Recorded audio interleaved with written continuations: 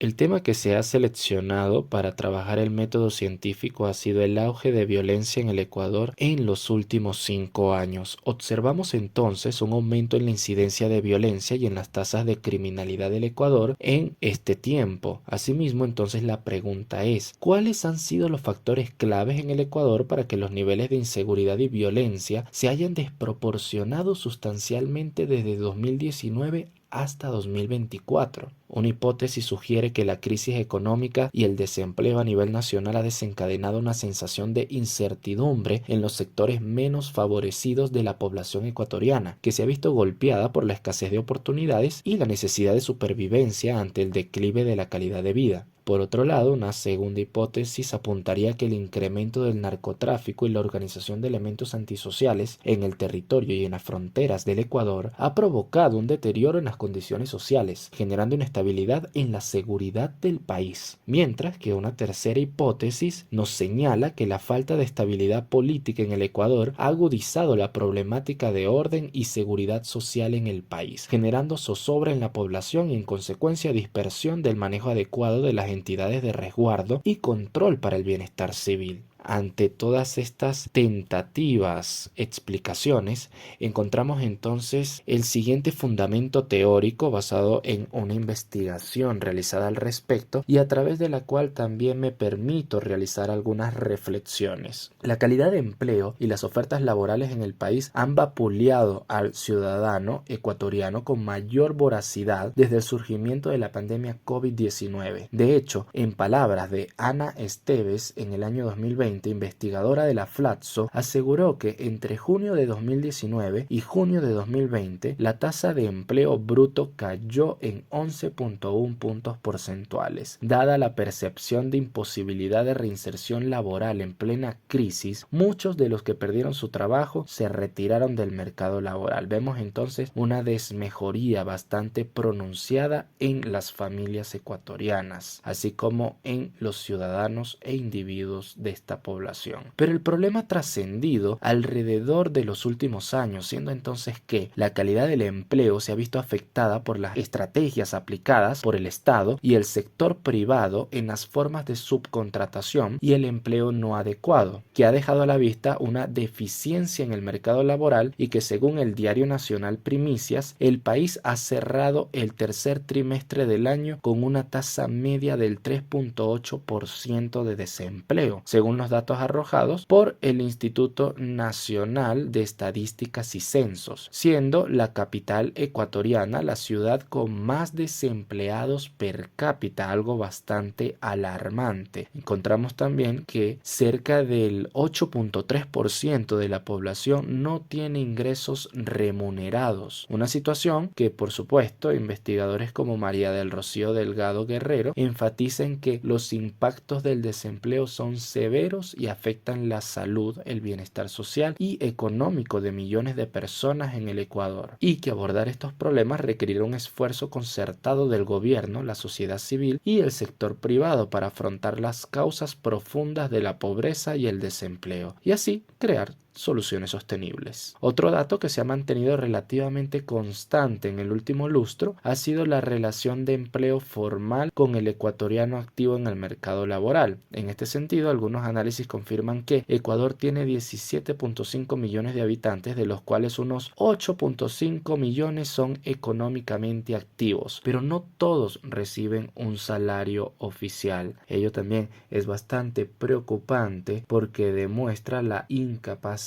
del mercado para poder ofrecer oportunidades a quienes más lo necesitan. Otra variante compleja sobre el tema de violencia en el Ecuador se desglosa con el dominio de los territorios tomados por el narcotráfico y las bandas suburbanas de carteles y pandillas. La Policía Nacional del Ecuador entonces, en el año 2022, realizó su informe situacional entre el 2019 y 2022, considerando que una de las grandes problemáticas con relación al tráfico de drogas y asentamientos de grupos delictivos está estrechamente relacionada con las fronteras del país. De igual manera se hace hincapié con el escaso control militar y de elementos policiales en dicho territorio. utilizando al mismo como una plataforma para transportar productos ilícitos. De igual forma, el asentamiento de estas manufacturas clandestinas aprovecha el escaso resguardo marítimo y aéreo para desplazarse, además de considerar el espacio geográfico relativamente corto, con lo que las transacciones de este mercado se ven altamente tentadas por el tránsito y distribución en el territorio y en la región, así como de operar en las zonas rojas del país. En el 2024, una de las causas principales sobre las que se ha pronunciado el gobierno de Daniel Noboa ha sido el de un conflicto interno armado contra las bandas terroristas, financiadas por la venta de sustancias ilegales y la industria clandestina del mismo. De igual manera, las noticias extranjeras han hecho total cobertura a una serie de desafortunados eventos alarmantes en el país. Diarios como El Universo, en el 2024, en España, han sugerido que Ecuador es hoy el epicentro del narcotráfico continental. Esta aseveración no es gratuita, pues según la lista de Global Organized Crime Index, hasta diciembre del año previo, Ecuador ocupaba el 11º lugar entre los países más peligrosos del mundo, un hecho que se ha agudizado tras los recientes sucesos del año 2024, donde grupos delictivos hicieron eco de la problemática nacional en medios de comunicación de señal abierta, siendo el caso directo el del canal Guayaquil TC, que el martes 9 de enero de 2024 se halló envuelto en una redada antisocial transmitida en su noticiero en vivo, y de igual manera la agraviante situación en las cárceles y las tomas de rehenes de elementos policiales han hecho ruido a nivel nacional e internacional, situando al país en enero de 2024 como el territorio más violento de América Latina. En la columna de noticias nacional del diario del Ecuador Expreso, el periodista Sebastián Angulo en el 2022 consideró una débil recuperación económica tras la pandemia del COVID, que azotó a nivel mundial las condiciones financieras de las personas, proyectando, según el Banco Mundial, un 2.8% de crecimiento en este periodo, una baja de 6 puntos porcentuales sobre la probabilidad mínima necesaria para el restablecimiento del sistema económico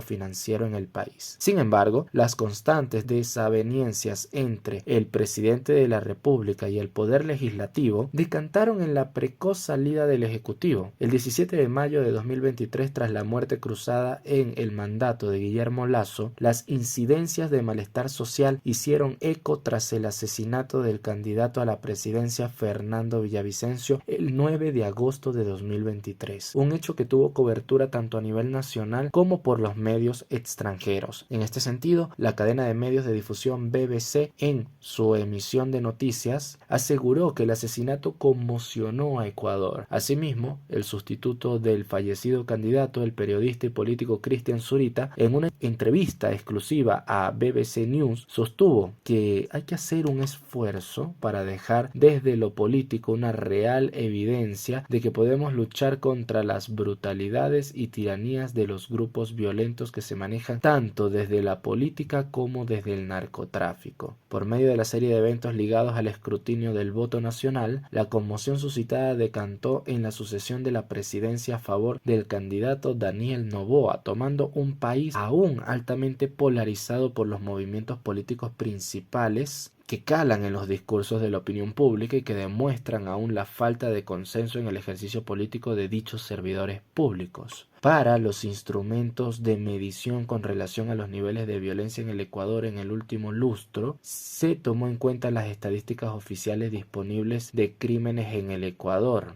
siendo así que en 2021 se confirmaron alrededor de 2.496 asesinatos intencionados, una cifra que aumentó con relación a lo que fue el año previo, con una media de casos de 1.124 asesinatos. De igual manera, encontramos que según reportes oficiales de la Policía Nacional, menos del 9% de casos de agravios al bienestar social fueron debidamente resueltos, de los registrados principalmente en zonas costeras del Ecuador. Asimismo, el informe anual del 2023 concluyó con un saldo de 7.878 crímenes, con una resolución de solo 584 de ellos, algo bastante lamentable. De igual forma, hasta el 2023 Ecuador se hallaba en el tercer puesto a nivel regional en cuanto a tasas de homicidios y asesinatos se refiere, con una frecuencia de 6,4 casos por cada 100.000 habitantes. No obstante, en la primera mitad del mes de enero de 2024, fecha hasta la que se realizó la presente investigación, esta cifra ha ido en aumento a una alarmante cantidad de 40 casos por cada 100.000 habitantes, percibiendo al Ecuador como el país más violento de Sudamérica en los últimos años. Asimismo, el medio de información nacional del Ecuador, Primicias, acota que cada 6 de 10 muertes violentas son causadas por eventos criminales. A través del simulacro de encuestas se generaron de un grupo focal de 100 ciudadanos residentes en zonas periféricas del norte como Carcelén y Carapungo,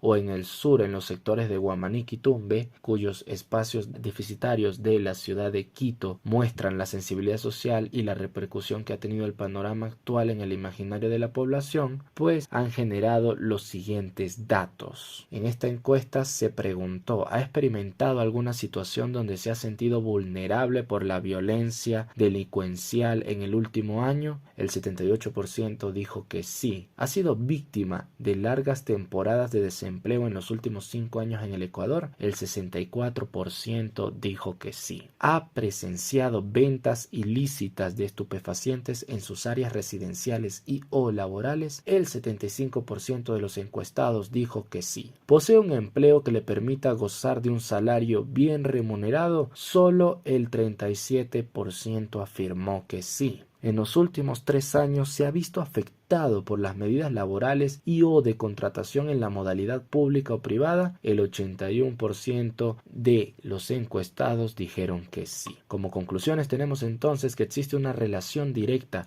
e inversamente proporcional entre las condiciones y oportunidades de empleo con la violencia delincuencial en el Ecuador. Entre más se eleva una, se hace más propensa a decaer su parte consecuente. En lo que va de la segunda década del siglo XXI, en el país se han registrado una alza en los niveles de empleo no adecuado y de desempleo, provocando descontento y precariedad principalmente en los territorios vulnerables que cuentan con menos recursos para hacer frente a la delincuencia, generando conflicto social entre los antisociales y malhechores ligados al disturbio del orden y los ciudadanos ecuatorianos. Las condiciones tanto territoriales como de despliegue en el caso de los mecanismos de seguridad en las ciudades y las fronteras del Ecuador se han visto desbordadas, provocando un conflicto interno entre los ciudadanos y las bandas criminales, cuyas organizaciones ilícitas adquieren mayor relevancia al ser financiadas por las transacciones del narcotráfico en la región y el escaso control con las fronteras del país, afianzando una lectura de deterioro en los elementos de resguardo nacional, fronterizo y las penitenciarias. La polarización e inestabilidad de los partidos políticos y ejecutivos que han asumido el poder de control y resguardo del Estado en el último lustro no han logrado aplicar medidas de equidad entre el ejercicio político y el bienestar social, haciendo insostenible su prevalencia en el periodo de gobierno. Cabe resaltar la lenta recuperación económica que ha tenido el Ecuador tras la pandemia global del COVID. Sin embargo, Ecuador se ha proyectado entre los países de más lenta reactivación económica en la región, demostrando ineficiencia en las medidas adoptadas por el Estado ecuatoriano con relación a otros países en situación de vías de desarrollo similares. Encontramos entonces lo que viene a ser una situación que tiene sus causas, sus raíces en el deterioro paulatino en los 3 aspectos que habíamos considerado desde un principio en las hipótesis.